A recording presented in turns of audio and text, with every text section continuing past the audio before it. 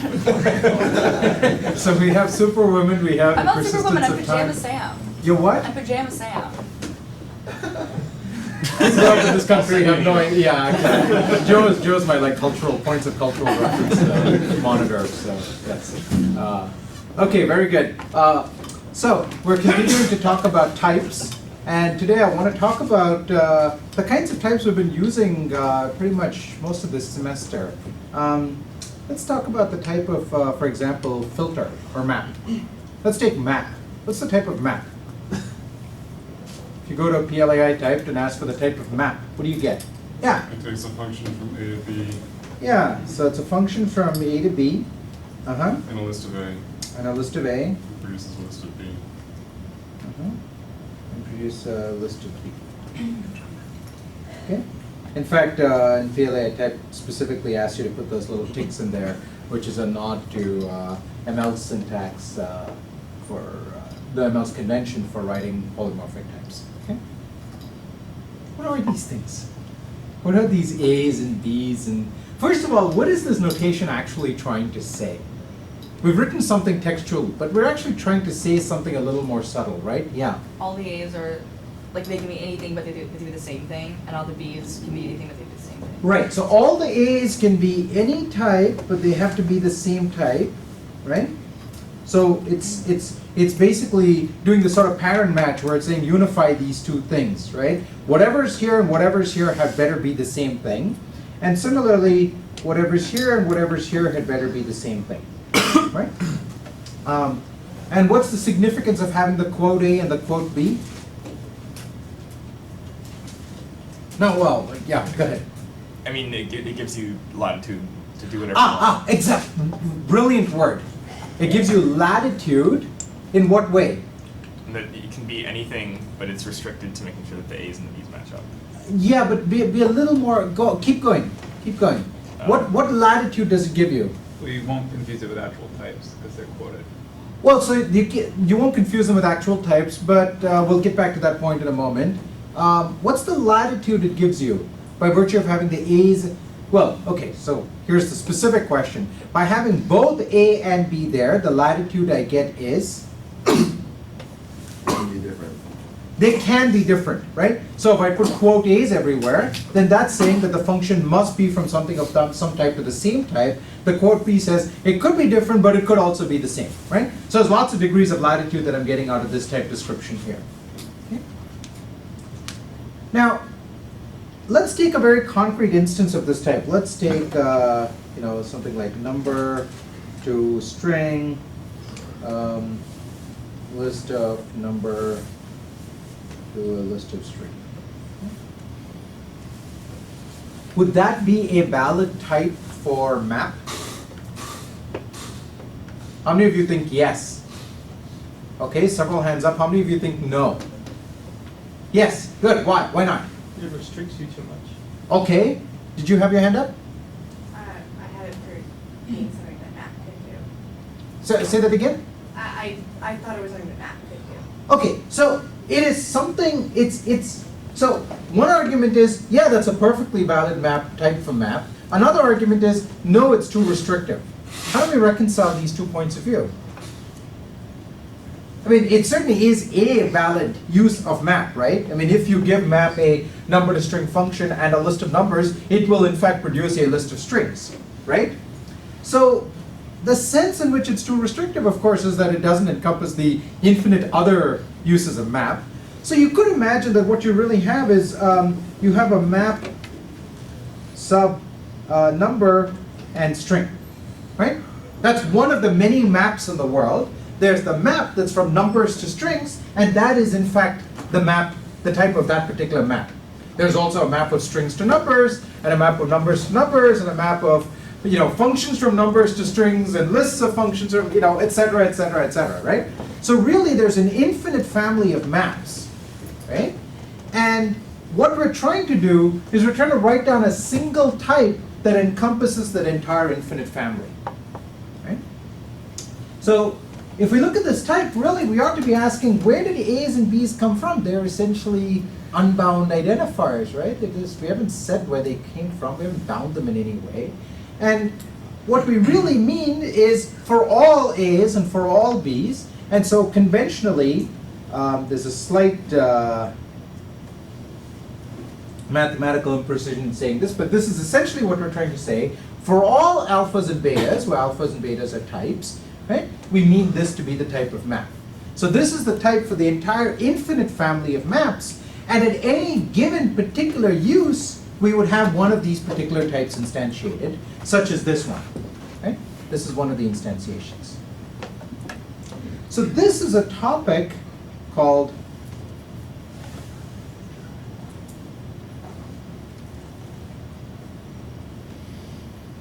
you spell that right? Yes. Polymorphism. Polymorphism. What does the word polymorphism mean?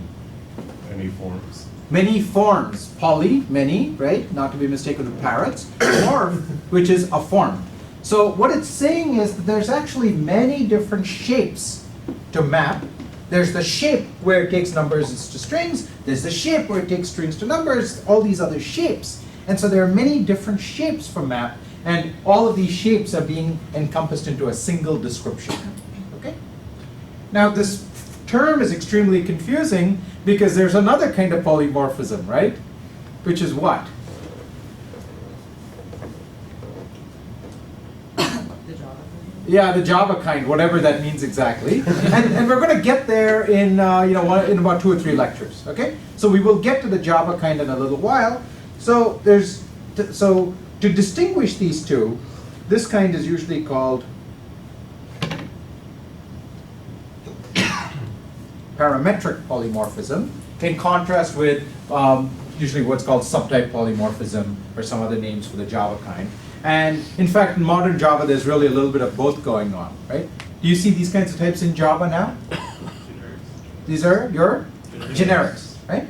So what I want to do is I want to try to help you understand what's going on with these types in PLAI type, the same sort of thing you find in standard ML. Haskell has these. Haskell has actually gotten more sophisticated, so it's going to go outside the family of types I'm going to talk about today. But the core of Haskell, sort of the foundational parts of Haskell, still have essentially this type structure. And Java generics, C++ generics, well, except C++ doesn't have generics. We'll get to that. And C# generics certainly are all of this form. Okay. So we're talking about types that have a quantifier, a universal quantifier, and type variables. So one thing that has changed is our language of types. Right? So previously we had numbers, we had type, arrow type, right? And now we're going to add, and maybe we had other base types like booleans and other things like that, like strings and booleans and strings and things like that, which are not very interesting from our perspective here. What we're now going to add is one more thing, which is type variables. Okay? So type variables can now go anywhere inside a type, and presumably these. Just so you know, these are really identifiers. They're variables in the math sense, not variables in the CS sense. But I'm going to call them variables. So that's the convention here. So type variables can go anywhere, and then the obvious question is, where are they bound? And there's many possible answers for this.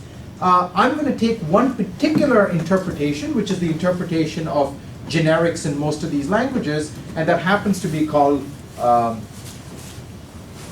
rank 1 or pre-next polymorphism. I probably will not have time in class today to explain exactly what rank 1 means, but I do give you some pointers into the literature in the textbook, so you can go off and read more about this, or come and talk to me and ask me more about it. Okay? So the structure of types we're going to have is we're going to have a quantifier up front, and because we know that it's quantified up front, it's essentially implicit, so it's often the case that we drop the quantifier, right? So we have this quantifier up front that tells us what the type variables are. The type variables themselves don't have a type. This is the critical thing, right? The key distinction, what this rank 1-ness means, is that type variables themselves don't have a type. They kind of sit outside the type language somehow, and that's what I want to explore. Okay? So these things are the monomorphic types in the language. Okay? So This, anything that's of this one of these types is a very concrete type. It can't be anything else, except it's got this type variable sitting there, and the type variable somehow had to be reconciled. And polymorphic types look like for all t bar, some sequence of t bars, followed by, and this is the critical thing, a t. Okay? So polymorphic types are a sequence of t bars bound with a universal quantifier, followed by inside it not a p but a t. Okay? This distinction is the central point of what's called rank oneness. Okay? So you can't put p's inside p's here. You can't put p's inside t's in particular. So you can't have something that looks like, I've got a bunch of quantifiers, then I've got part of a type, then I've got additional quantifiers and so on, right? All of the quantifiers get moved out to the front. So that's why it's often called prenex, because it's prenex normal form from logic, right? So this is the kind of type that you have in generics in most languages, right? And because you have all the quantifiers up front, sometimes you can just kind of drop them when you write in writing down the type. So these are the polymorphic types. So we have monomorphic types and we have polymorphic types. The important thing is this t bar is sitting inside the monomorphic world, which might seem a little weird, right? I mean, we used to think of like these alphas and betas, right? So this is where our quote A and quote B and quote C and all of those live over here. So it might seem a little weird because it looks like I have, type variables inside what I'm calling a monomorphic type, which seems a bit odd, except the important thing to remember is when I actually use one of these polymorphic types, I'm going to end up replacing all of those type variables with something concrete, with a concrete type. So by the time I actually get around to looking at one of these types, it is going to have been replaced with a concrete type. And that's the sense in which these are monomorphic types, right? It's just like if you have a Java class, you write something that looks like, what might you say? Let's do a simple container, right? You might say something like class C parameterized by some type T, right? And now inside I have some method, and I say, some method foo, and it's going to take an argument of type T, right? And maybe even returns a type T, right? So when I'm looking at this, it looks like foo is one of these polymorphic things, right? It clearly is because it's taking t's and returning t's.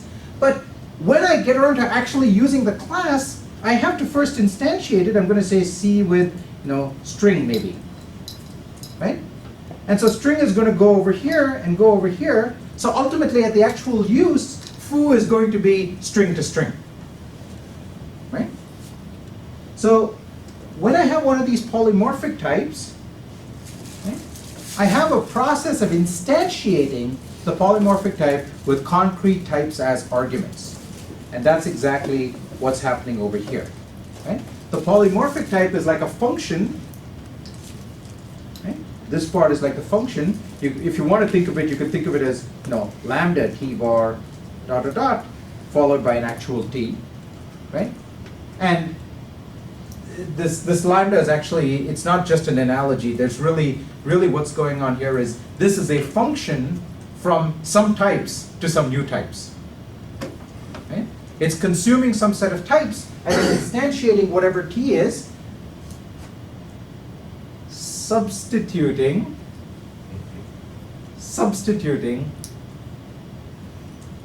those type variables with those types. Okay?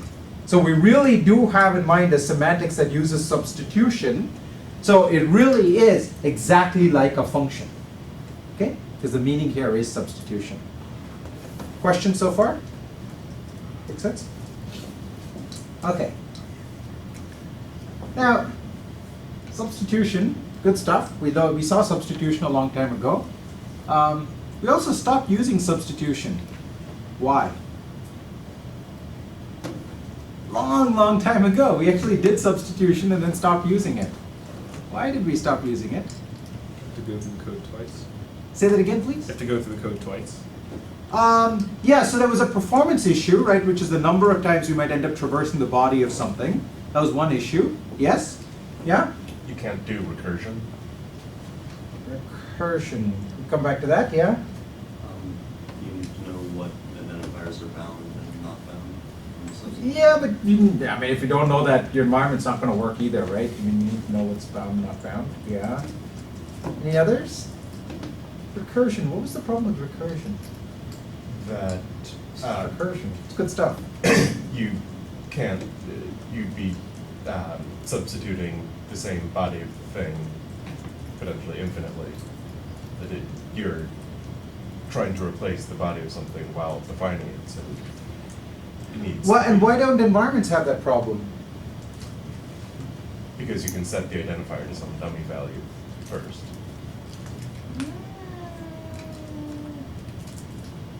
Environments do runtime lookup. So you only Yeah, take so, positive right. ones. So the critical thing is that we get this lazy behavior, which is we defer, an environment defers the substitution till we actually need to look something up. And then we go look it up at runtime, right? Substitution, on the other hand, is static, and so it goes off and eagerly does all this replacing, whether we need it or not, and then it turns out, in some cases, that's a bad thing. Okay, so recursion, bad, right? Recursion and substitution are a little problematic. What should that suggest for what we're trying to do right now? Where might recursion show up? Sorry? So recursive data structures, but let's take something, that's absolutely right, but let's take something even simpler. Let's just think about recursive functions. Okay? So let's imagine we're trying to write something like map or filter. Okay? So what I'm going to do is I'm going to assume that my language has this notion of instantiation, and just if it makes you happy, I'll even use like pointy bracket syntax, because then it'll feel like real programmers. Okay? So let's write down something like filter. Okay? It's simpler because it just has one type variable. So what's the type of filter? Type of filter? Procedure, or procedure or something from A to Boolean. Sorry?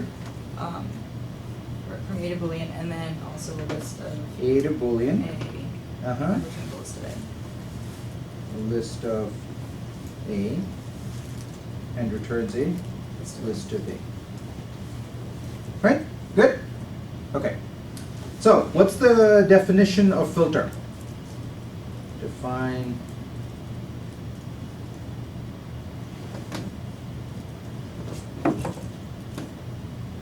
FL. Sorry? FL. Function list. F and F. Are you reading out code to me? Yeah. Oh, okay. F, L. F and L. Two arguments. Okay. But let's be really precise about the polymorphic parts, though. What is this parameterized over? It's parameterized over one type variable, right? So in fact, what I will do is, instead of using define, let's just imagine we have something called define poly. Okay? And that says, hey, this thing is defined, or this is parameterized over a quote A, right? So this is exactly like what I did over here, right? That's my parameterization over quote A. Okay. So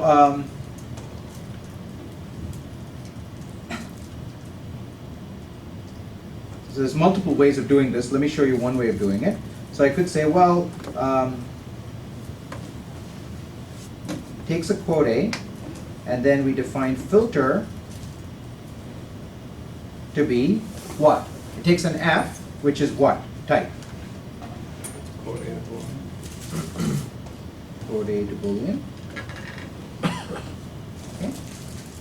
And takes an L, which is of type? List of. Okay.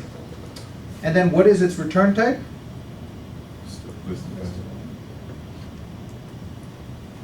Okay. And now I want to actually write out the code. Okay. I want to actually write out the code. So what's the body of filter? It's a conditional. Right? If it's empty, return empty. Have I just cheated? Because empty is. Where have I cheated? Type of empty. Yeah, what's the type of empty? List of List of everything. alpha. It's returns a list of alpha, right? So if I'm in this world where I'm going to actually make my types clearly parametric, I have to instantiate everything. You know this from Java, right?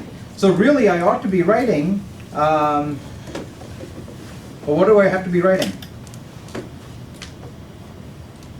Empty of L, then return like you have A.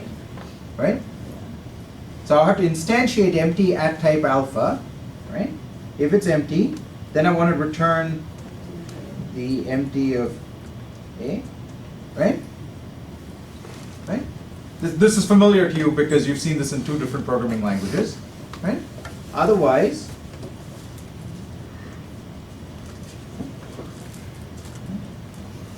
if it's a cons, okay, now let's write out the code. What do I do? If the procedure which I've called F, F of first. Mhm. First of A of A. good, first of L, Yeah. right? Then. So I'm going to start dropping the things on first, rest, and cons because I need the space for something else, okay? But assume that I've done it, okay? So if it's true, then And cons it on. I cons first of L onto Filter, yeah. filter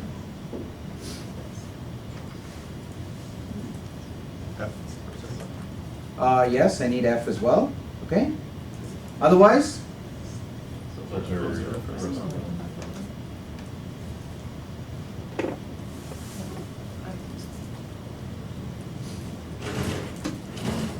okay?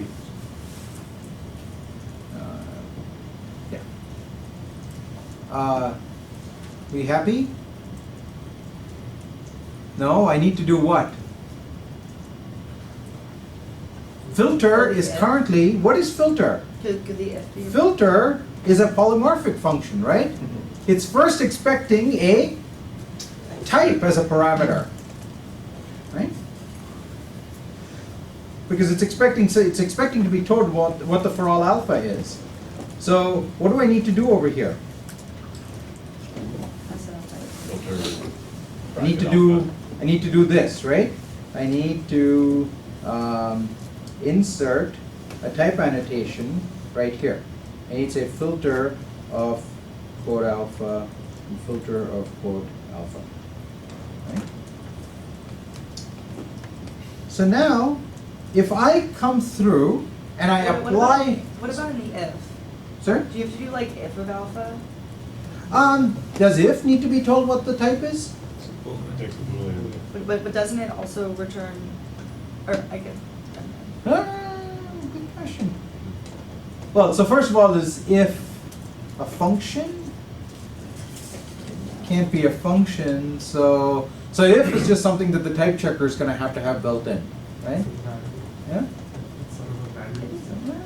No, it's not. It's something that has to be built into the syntax, right? So, well, if we have time, we'll get back to that. But first, I want to focus on this part here. So what happens is I instantiate filter with some type. I say, I would like to do a filter over a list of strings. Okay? So I say, filter applied to string. Right? And then I can apply it to more arguments.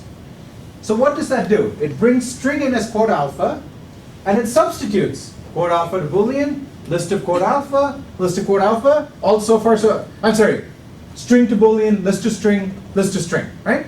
So far so good. This is exactly like we talked about earlier where we said, here's a concrete instance of the type of map.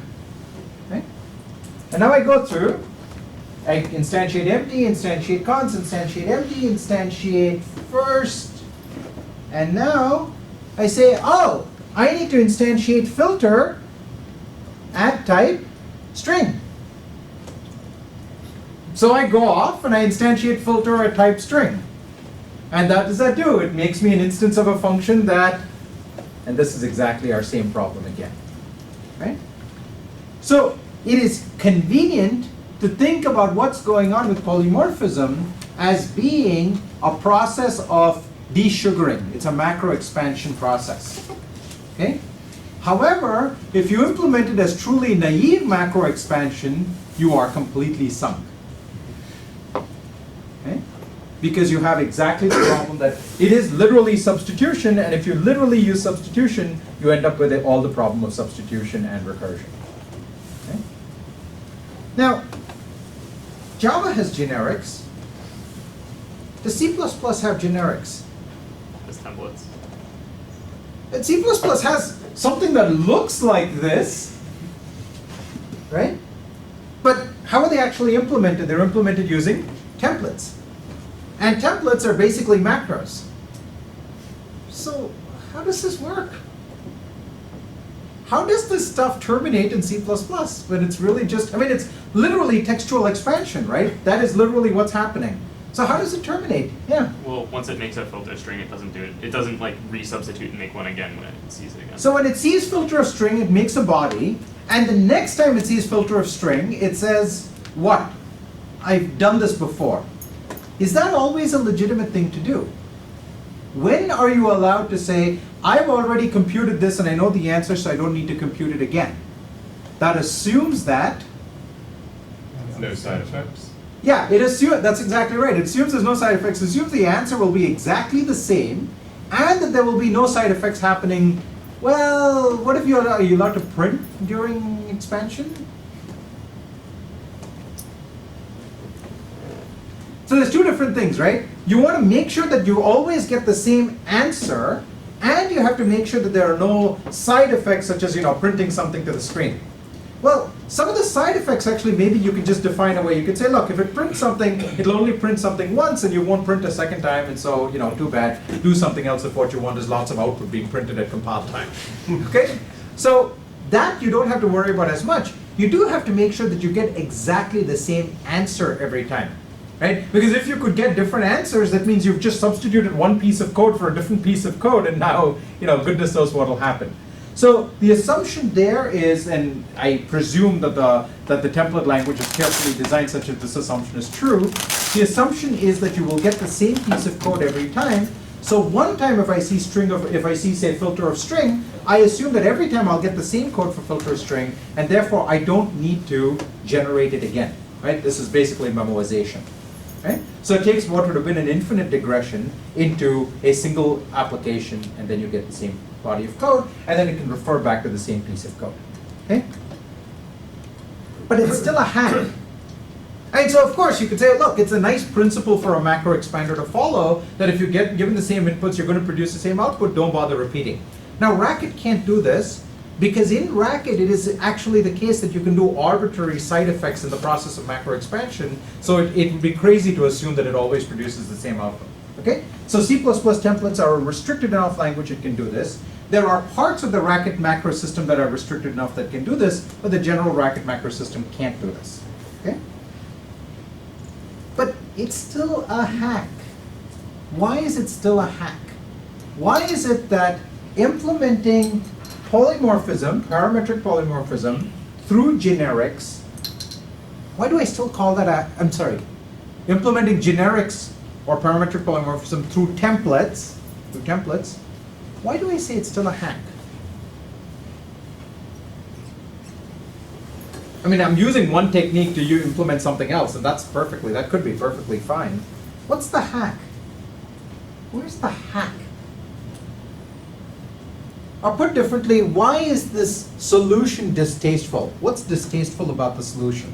You should need a different filter for each type. Okay. Yeah.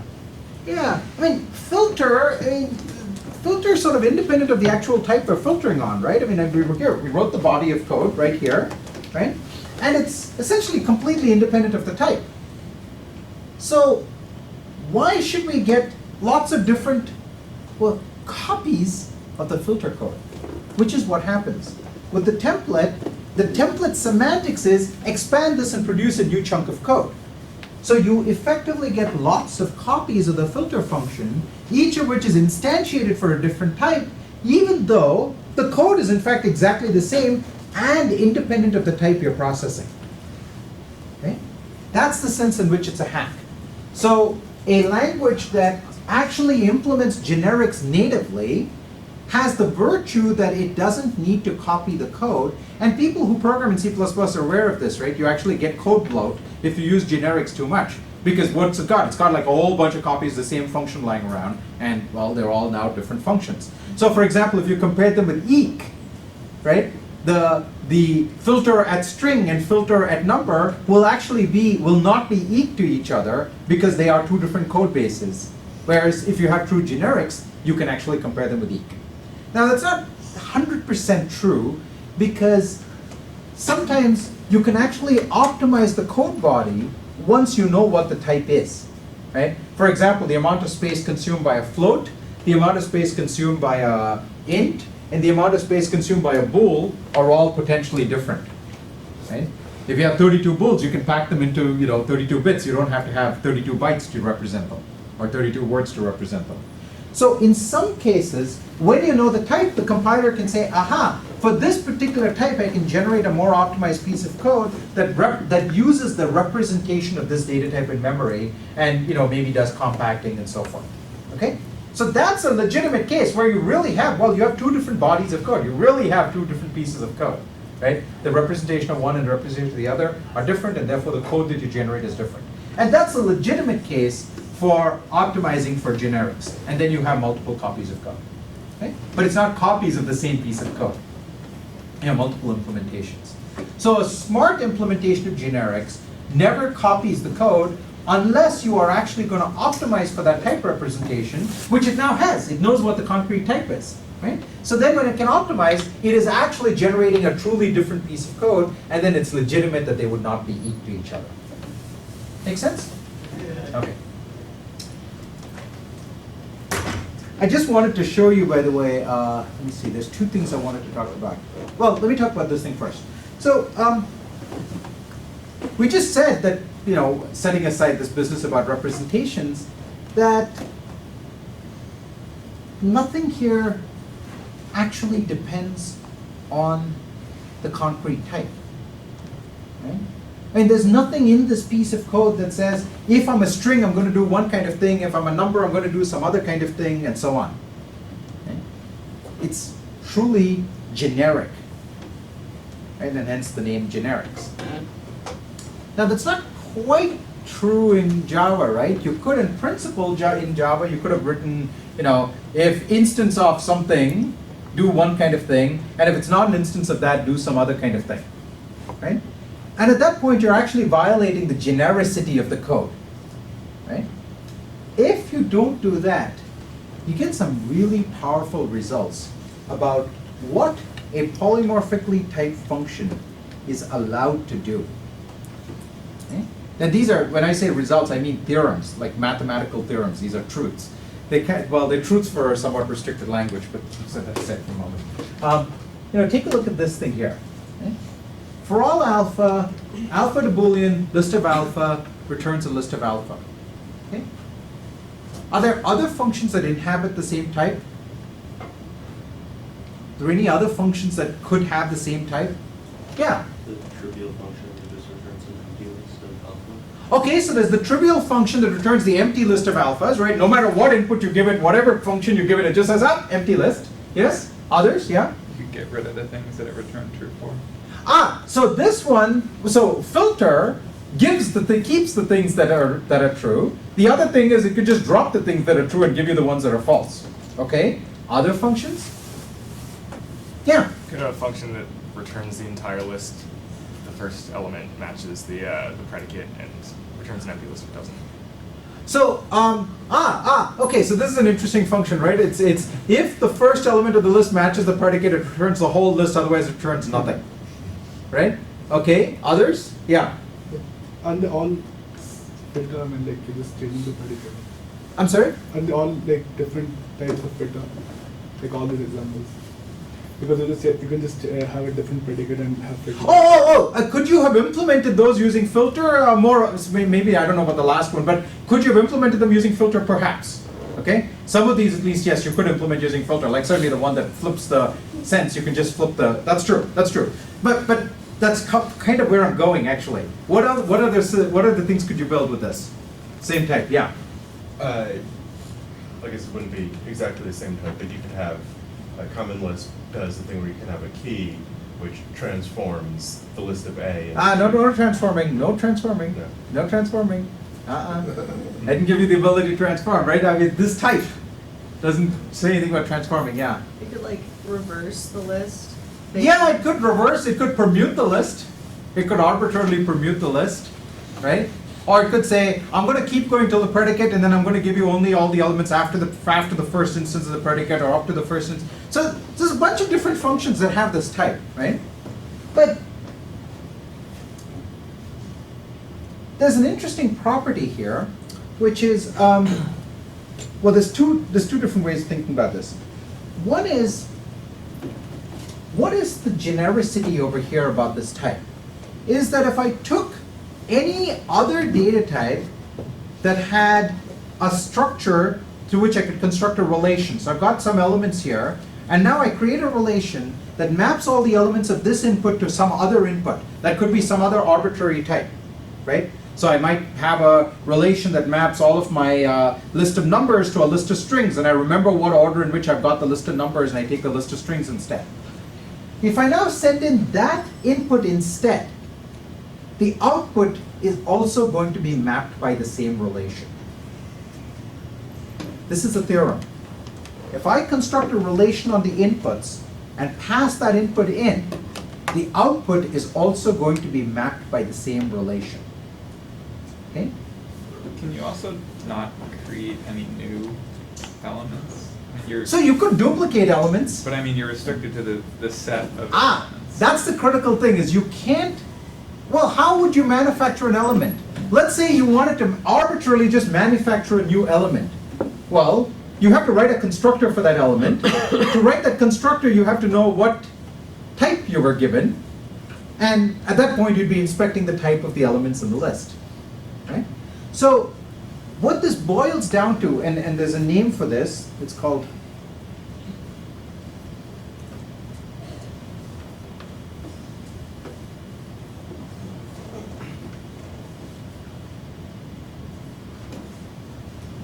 relational parametricity.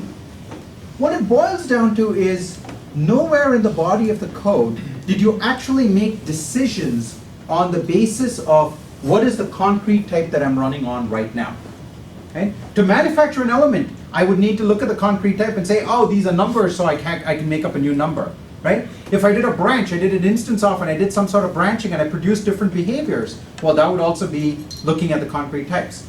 If I don't do any of those things, then what I have is an implementation that is truly generic over my data type. Right? And that's what lets me do this optimization that you're talking about that has just one copy of the code, because it doesn't look at the types. It doesn't need to. Okay? This gives me a whole bunch of results about what things a function of a particular type is even allowed to do. So I'm allowed, for example, I can shuffle things around. I may not be able to make new elements, but I can certainly duplicate elements. Nothing prevents me from duplicating elements. I can permute elements, I can duplicate elements, I can drop elements,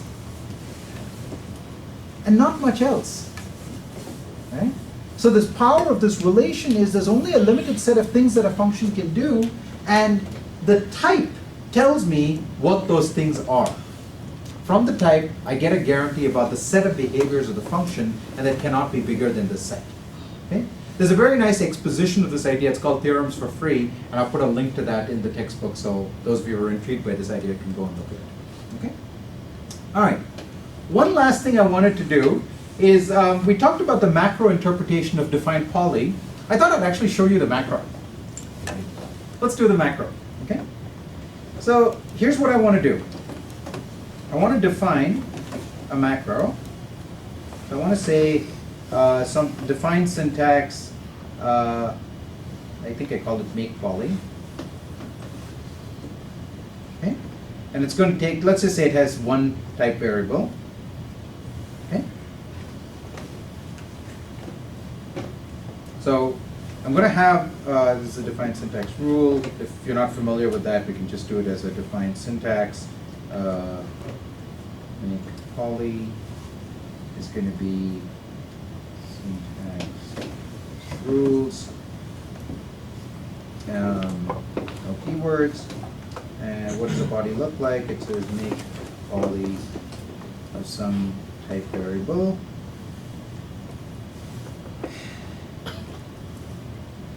Okay. And what's it going to be? Yeah. Is the top line part of the following 3 lines? Oh, I'm sorry. I started using a notation. I realized you probably aren't familiar with it, so I erased it. But I didn't erase it. Now I erased it. Thank you. Okay? So I need to make something that gets replaced, where type R is going to get replaced by a concrete type. Not now, because the whole point is right now at the point of, say, defining filter, I don't know what the type is going to be, right? But at the point of actual use. So somehow I have to defer the substitution so that it only happens at the point of use and not at the point of definition, because I don't know in particular what the type R is. And in fact, I have to create something that could be replaced with lots of different types at lots of different uses, right? Because that's exactly what polymorphism says. How on earth do I defer the substitution? I mean, I just, it gets substituted now. That's just what it does, right? It's going to take whatever I write here, and it's going to walk through and replace it with whatever I give for. Yeah, we could have an environment, but the environment of Racket is not exposed to us, right? It's not given to us by the language. It's hidden inside the language. And in fact, this isn't even the program environment, it's the macros environment, right? Because these are really macro variables. Yeah. You write a macro generating a macro. What good would that do? It's an intriguing thought, but let's talk about it. I hadn't really thought about it that way, but go ahead. You could generate a macro that would then do the work. I could generate a macro that, what would the, first of all, I need a name for it. What would the macro be called? So I should I need like a name for this thing, right? Like I need to say like ID of alpha, right? So name type R, right? So for example, this would be ID or filter, and this would be alpha, right? Okay. Okay, so I've got this. So what am I doing? I'm generating a macro. That would Take what? a concrete type. A concrete type. And Oh, wait a minute. Okay. So it's a macro that takes a concrete type, and then for wherever the type variable appears in the original function, it right. Good. So here's what we're doing. Define poly takes a name and a type R and a body. What it produces is a macro, because it doesn't know, it can't do any substitutions right now. It can only do substitutions later on, right? At the point of use. So it's going to make a macro called name, okay, which is going to take a type. That's the instantiation, right? I'm going to apply this thing to some type. That's the concrete type. And then we have this problem with hygiene, because hygiene is going to say, oh, we don't want name clashes to happen. But we in fact precisely want a name clash to happen. We want to capture all uses of type R in the original. We want to replace them with the concrete type we were given. That's just what substitution means, right? So with syntax is add this thing to the macros environment for the purposes of substitution. So if I say define poly of ID of some quote alpha, or I don't even need the quote there. But I'll just get rid of quote business. So ID of some type t. And so this is a lambda that takes variable x of type t, returns arguments of type, values of type t, and the body is x. Okay? So if I write this, this gets turned into a macro called define syntax of ID, okay? Where the right-hand side is going to be this thing over here. If I now actually use ID, I have to give it a type as its parameter. So I say ID of, say, string, okay? And that is going to produce the body, which is this thing here, with tybar, which is t, replaced with type, which is string. Okay? So if I say define ID at string, this is now bound to lambda x as string x. And likewise, if I say define ID at number is ID of number, that gives me lambda x is number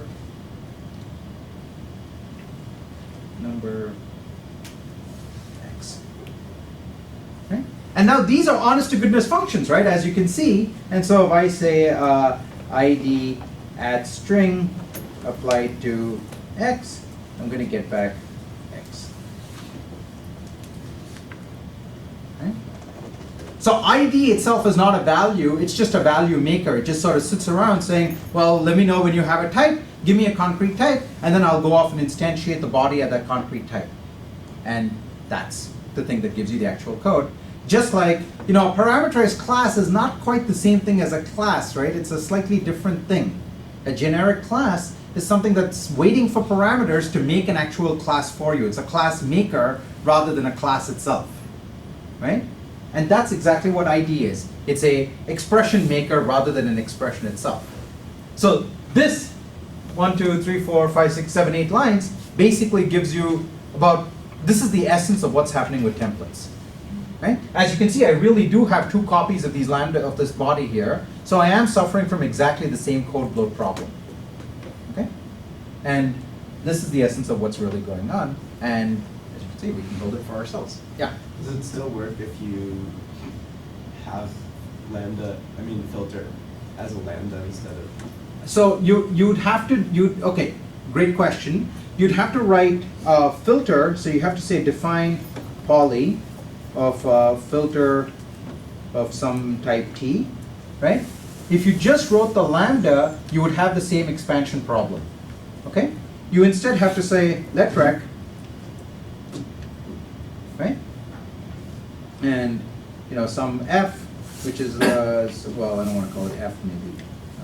So it takes the procedure and it takes a list, et cetera, et cetera, et cetera, and then you return f, and this will actually work just fine and give you the same polymorphic filter. Okay? So you just have to make recursions into letrecs so that you don't go into the infinite digression. Okay. Other questions? Okay, very good. So that's parametric polymorphism. But what we've done is we've done it in a really painful way where we've, well, painful unless you're used to like Java or C++ or whatever, where you have to write out all of these instantiations explicitly everywhere, right? Even remember over here, we played fast and loose, but really, we really have to be writing out these instantiations everywhere because otherwise we're operating with the wrong thing. We're operating with like a macro rather than the actual function, okay? So you have to instantiate all of these things. Next 2 classes, we'll see how we can avoid having to write type annotations at all.